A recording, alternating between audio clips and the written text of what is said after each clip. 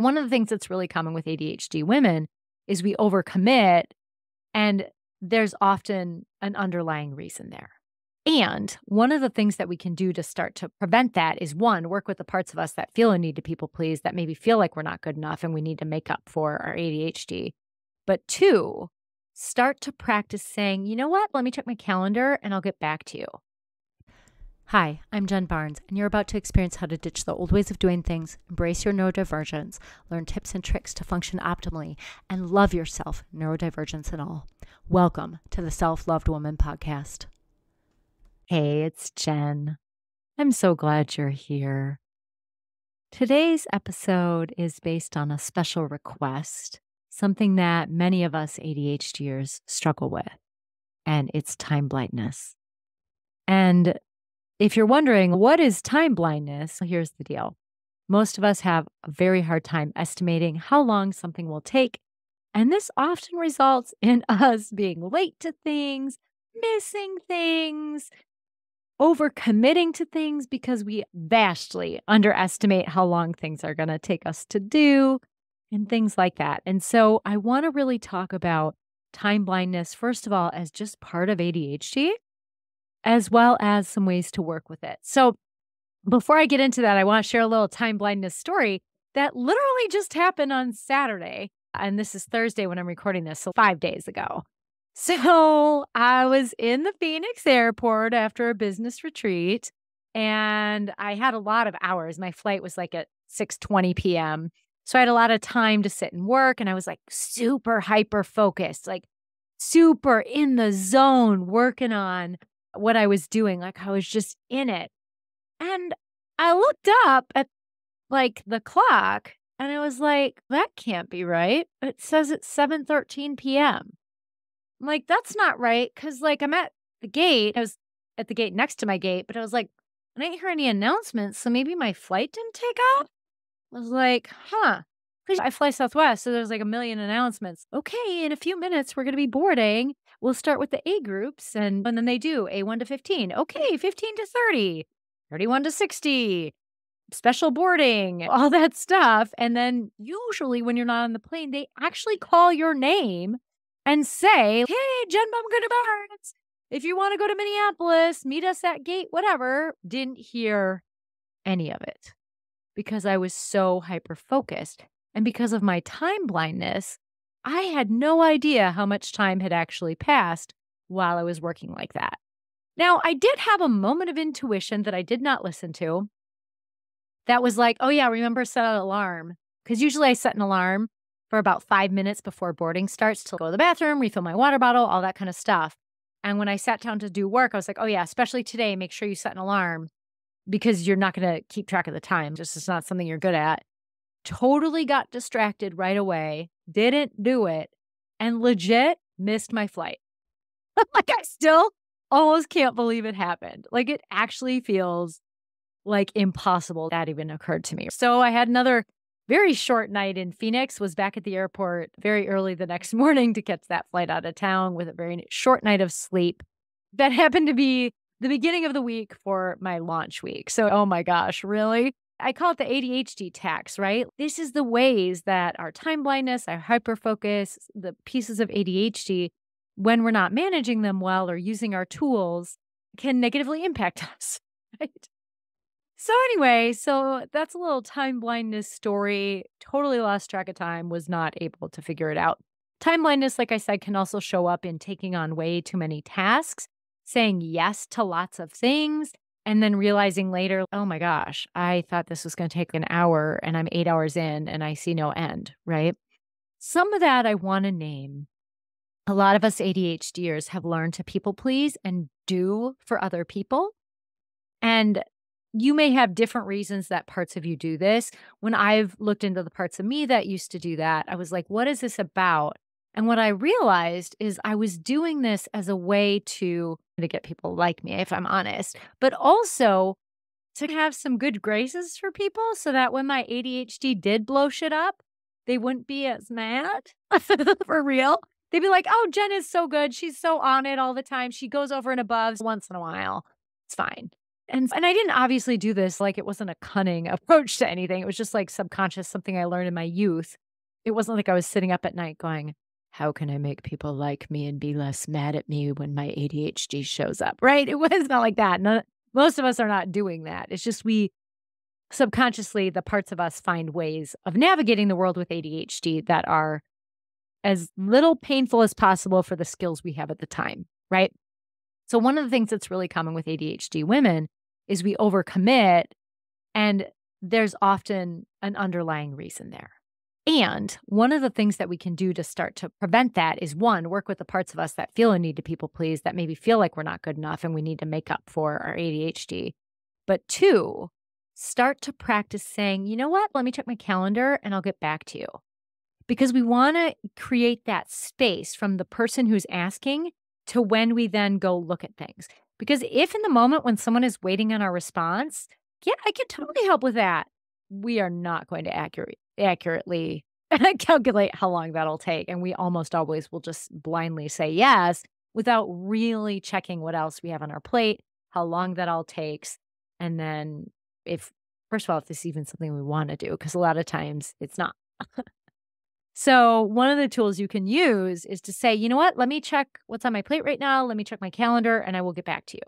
That is a hugely important skill. And then what you can do is start to look at what is on my plate. How long does this usually take me? And if you have no idea, then I'm going to talk about how you can train that later in the episode. But one thing you can do is have all the things that you need to do and have them in some kind of structure. So for me, I use an app called Things, and I put things on the day that I think I'm going to be able to do them.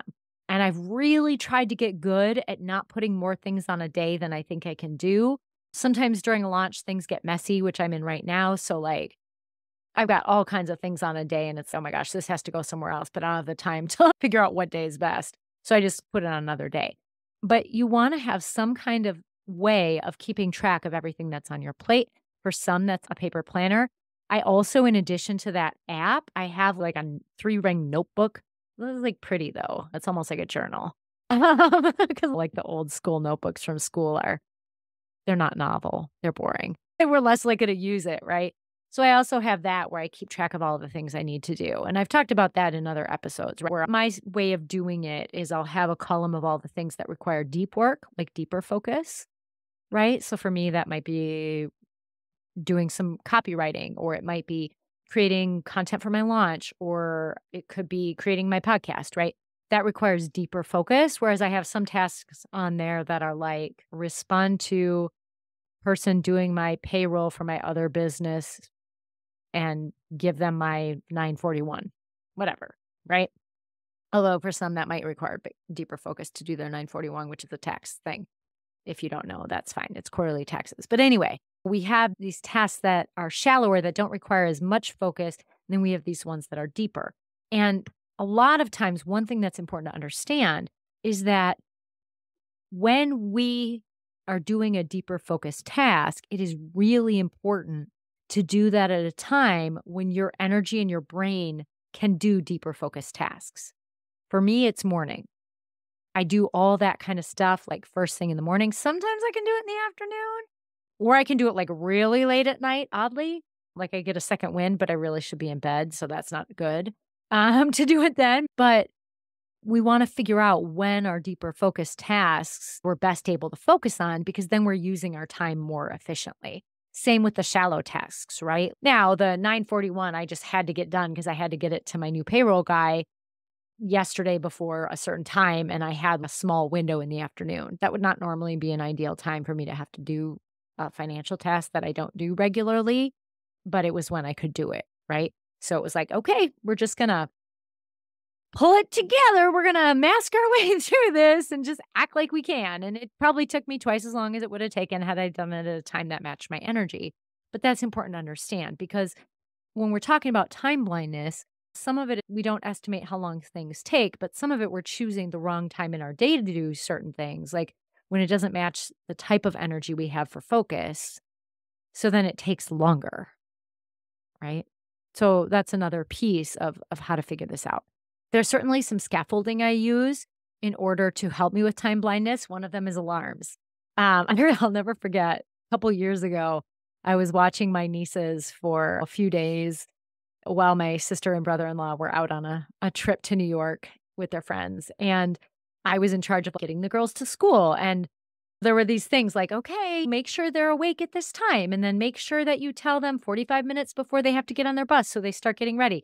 Then give them a 15-minute warning, then a 5-minute warning, then when it's time to go," and I'm like, "Yeah, I can't remember to just notice the clock. That's never gonna happen." So I set alarms for all those things, right? Because otherwise, not gonna happen.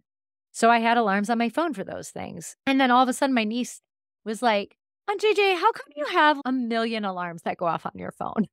I was like, I'm the best at noticing what time it is, and I don't want you to be late for school. And so your mommy told me I had to remind you at these times to do things. So these are my reminders to remind you. The one thing I want to say about reminders, though, they do help, but you have to remember to do them, right? Like day at the airport, didn't do it. And you have to delete them after you've used it. Because otherwise, you're going to have a million trillion alarms on your phone and it's going to be overwhelming and then you're going to stop using it. So after I do an alarm, and I had one for my live launch today, I had several, actually 3, and I deleted them all after I used them so that they don't clog up my alarm thing so I can continue to use that scaffolding because otherwise it gets overwhelming and our ADHD brains don't like that. Like too many things at once, it's, I can't even. And then you lose the ability to use that scaffolding, use that tool. Certainly using reminders on your calendar is important. Another thing I have when I have it set up so when someone comments on something in my program, I have an email that goes to me so I know to do it. When someone was completing TCTSY assessments back when I had that, I would have an email sent to me so I knew to check it.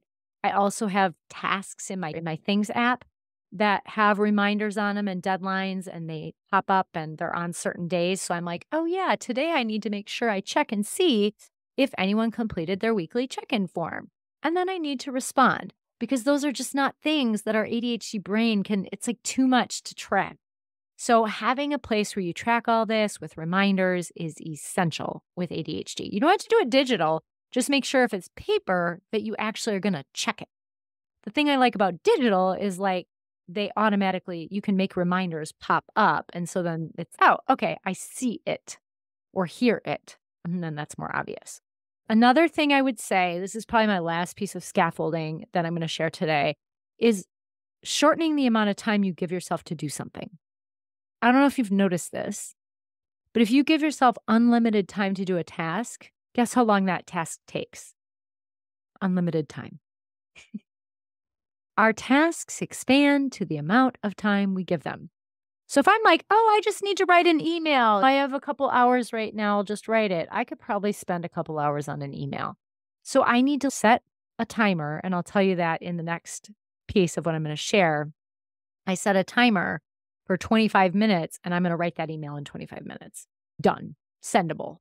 Because otherwise, I could spend an hour and a half writing an email, which is great. It's a great email, but that's not necessarily a good use of my time because I can do a good one faster. Yeah, it might not be as perfect, but the thing is, when you're in business for yourself and you have a lot on your plate, sometimes things just need to be good enough. That's probably another skill that ADHDers need to use is figuring out when things are good enough, because a lot of times we're trying to avoid criticism and correction and negative comments, which you've heard me say we get way too many of growing up and throughout our life.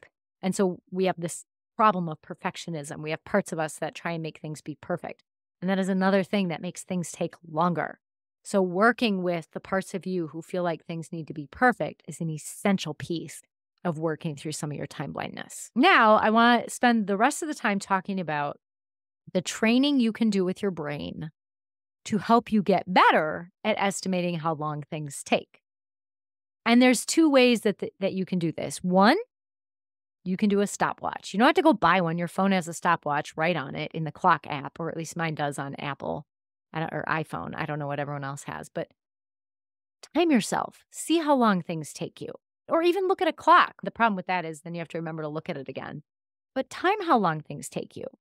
That's really important because a lot of times we're like, oh, it'll just take me like 2 minutes. And it's 10 minutes later, we're like, oops, now I'm going to be late for work. And it's crap. So it's important we do that, right? One of the things for me is like cleaning out scooping out my cat's litter box in the morning, which is something I try and do every morning. And I think it takes me 1 minute. Between walking down the stairs to the litter box and walking back up the stairs, that itself probably takes a minute. And then there's 2 litter boxes. Each one probably takes at least another couple minutes, maybe 3 or 4. And then if it's all full, then that's a whole nother thing I have to deal with. Or if they kicked litter out onto the mat, that's a whole nother thing to deal with. And so if you can use a stopwatch to time how long these things take you, or sometimes I'll even look at the clock before I go down, then you have to remind yourself to look when you come back up so you know how long it takes. Yeah, I'm saying down because my litter boxes are downstairs, but look at the clock before you do something and then look at it when you're done is what I'm talking about. I find a stopwatch is much easier, but as you do that, you'll start to train yourself to realize, oh, this task actually takes this long, right? Like I used to think I could get ready in 20 minutes. That's funny. If I wash my hair, because if I wash my hair, it takes longer than that because I have really thick hair. And so washing it and conditioning it alone takes a lot of extra time over and above just like a quick rinse off shower. And then if I dry it, that's a whole nother ordeal because it's so thick and there's so much of it that it takes me like 7 to 10 minutes. When I was in Colorado, it was closer to 5 to 7, but still. So I think it's just going to be, oh, we'll just do this real quick. We'll just do this real quick. But you have to time yourself to get a sense of how long things take, right? And if you do not have a good memory for those kind of things, I'm sure you could create like a reference list if you wanted to. The other thing I will tell you that's really helpful, and this is actually good for scaffolding, but also good for keeping track of your time, is using a visual time timer. You may not be able to see this because while I'm video recording this, you're only hearing the audio, but it's a time timer. And you change the dial so that it is visual as the time ticks down. This not only helps you keep track of your time, like I use it for therapy sessions. It's fantastic to know how long an hour is and get a sense of how much time we have left, which, by the way, my clients have said they love it. And not all of them have ADHD, though most of them do. But it also starts to give you an idea of how long things take, as does the last solution I'm going to share, which is using the Pomodoro method. So the Pomodoro method has 4 phases to it, just like a Pomodoro tomato, has 4 sections. And each part of a Pomodoro is a 25-minute work session followed by a 5-minute break. And so you do that 4 times and then you take a 30-minute break. So you do 25 minutes of focused work on a task that you can do in 25 minutes, 5-minute break. And if your task is like a 3-hour task, then break it down into smaller pieces so it takes 25 minutes. Then do another task that takes 25 minutes, 5-minute break. Do that 2 more times, then you get a 30-minute break. Now, the recommendation when you use a Pomodoro is to only do 1 a day when you're first starting, eventually 2 a day, but that's the most, right? Because that's 8 hours. Am I doing my math right? Maybe I'm not doing my math right. I think it's 4 hours, whatever. Doesn't matter. But it's intense. It's in a time of intense focus. So you also want to use that when it matches your energy to be that intensely focused. It's really important that you are using it not only because it will, like I said, shrink your time of doing things, but it also helps you start to understand, ooh, this took longer than 25 minutes. Why is that? Okay, I said that was my last one, but I have one more. It is goblin.tools. So there's a app, but also if you just go to goblin.tools on your internet browser on your computer, you will actually come up with this tool to use. And there's a whole bunch of pieces of goblin.tools. It uses AI. It's awesome. But like it can break things down into a list. Like if it's like, hey, I want to start a podcast. And so you put in start a podcast, it will tell you all the tasks you need to do and break it down into easy steps. And you can indicate how neurospicy you are. So if your ADHD is severe, you can put lots of chili peppers. If it's mild, you put only 1 chili pepper, right? And then it'll break it down according to what you need based on how intense your neurodivergence is. One of the tools in goblin.tools is a time estimator. So you can type in, how long will it take me to change my cat's litter boxes? How long will it take me to write an email? Like how long, whatever. And you can have it estimate for you how long it will take you. You can even put how neurospicy you are. I think you can on that one. So a bunch of other cool stuff on goblin.tools, but that's really helpful. But you cannot do the thing, rather, that my neighbor said she would do if she used it, which is go, Like when I told her, it was like, yeah, it says 15 minutes to clean out my cat's litter boxes, like to actually change them out. She's like, oh, I could do it faster than that. And you can do that and try and beat the clock. That's a way to motivate yourself. But I would still plan for 15 minutes because I don't know what they use to estimate this, but chances are it's probably something relatively accurate. I suppose it depends on the individual. But I'd say 15 minutes is about right for that test. I could maybe get it done in 12. But play with it. Get to know it, use it, see how accurate it is for you. And then just using all these tools together can really help you start to make a dent in your time blindness. But to be honest, some of it is that deeper work of working through the people pleasing and the perfectionism so that you are not wasting time on those kind of things when they aren't necessary. All right, this was a short and sweet one. I hope it was helpful for you. If you're not following yet, be sure to follow. And I would love it if you would follow me on Instagram. And my Instagram handle is in the show notes because it's a pain in the butt to say. It's basically I am Jen Barnes with underscores under everything. Yep, I did that. All right, it was great to be with you today. I hope you're having a wonderful day, and I'll catch you next time. Take care.